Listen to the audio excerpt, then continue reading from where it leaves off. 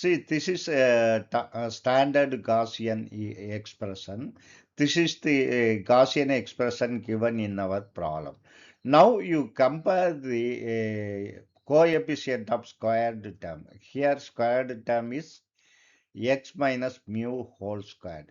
So coefficient is 1 over 2 sigma squared here. What about the our problem? Here the coefficient of squared term. The squared term here is x minus a whole squared. Then coefficient is lambda. You compare this you compare this lambda coefficient of squared term. Here it is 1 over 2 sigma squared. So lambda is equal to 1 over 2 sigma squared. That means sigma squared is equal to, you swap this term. Sigma squared is equal to 1 over 2 lambda.